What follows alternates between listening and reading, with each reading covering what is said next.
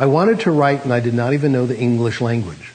I bought English grammars and found them dull. I felt I was getting a better sense of the language from novels than from grammars. Wow. The students who did reading did better on grammar tests than those who had grammar classes. I know how to develop academic literacy. I know how to bring people to the highest levels of literacy.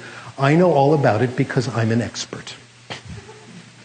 And the answer, we all know, is one word: reading.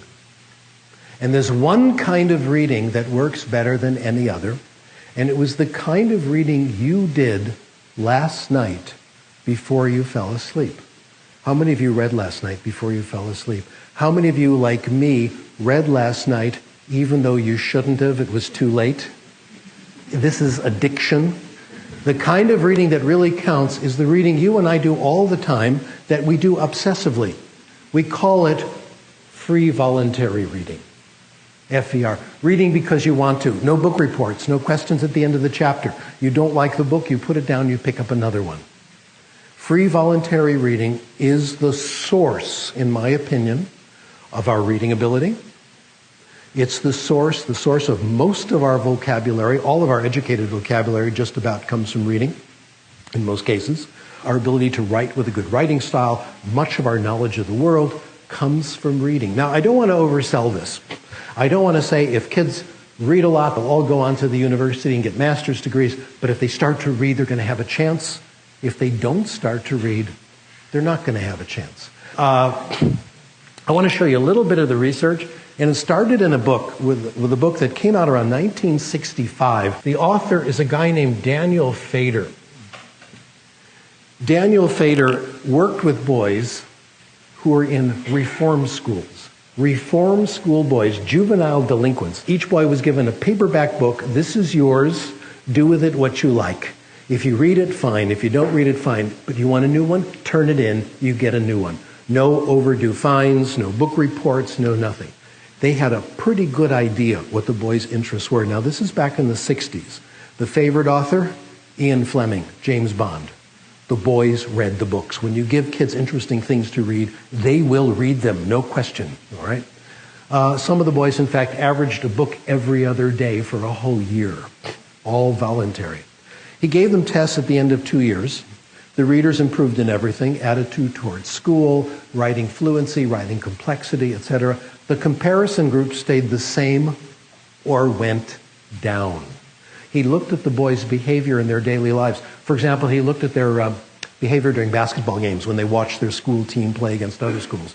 During halftime, timeouts, free throws, some of the boys were looking at their books, which they had in their back pockets. We've known this since 1965. The students who did reading did better on grammar tests than those who had grammar classes. Very interesting. Now, why should this happen? I think it happened because the students couldn't help it. If you read a lot, your knowledge of the conventions of writing, your knowledge of vocabulary, grammar, it's acquired, not learned. It's subconsciously absorbed. It becomes part of you. I decided to look at all the studies I could find in EFL, English as a Foreign Language, in high school and college. The ones who had sustained silent reading did better. In every case, in all these studies, the students who had sustained silent reading did better than the comparison groups. No exceptions. My strong reading background allowed me to have an easier time of it in most of my classes. Another case, Liz Murray, who wrote a book called Breaking Night. Similar case, grew up in New York under extreme poverty. In her autobiography, she said she only showed up in elementary school the last couple of weeks before the examinations, just to find out what was going to be on the test. Her father had this interesting habit. In those days, her dad had this practice of going to a local public library in New York area, getting a library card, taking out all the books he could, and never returned them. So she had this huge house of fugitive library books all over. Here's what she says: "Any formal education I received came from the few days I spent in attendance, mixed with knowledge I absorbed from random readings of Daddy's ever-growing supply of unreturned library books. Now, people who think that comic books are bad for you, consider the case of Nobel Prize winner Desmond Tutu. One of the things I'm most grateful to my father for, he allowed me to read comics.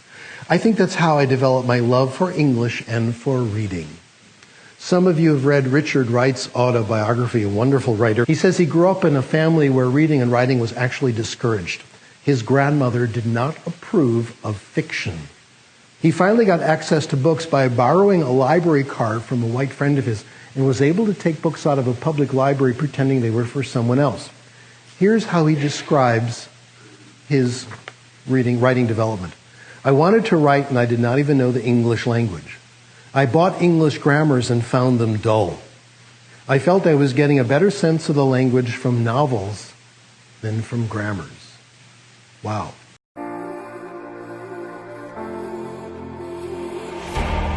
Second night I've dreamt about you, babe. I don't know how I should tell you, babe, that lately I get lost thinking about you. I admit that I can't be without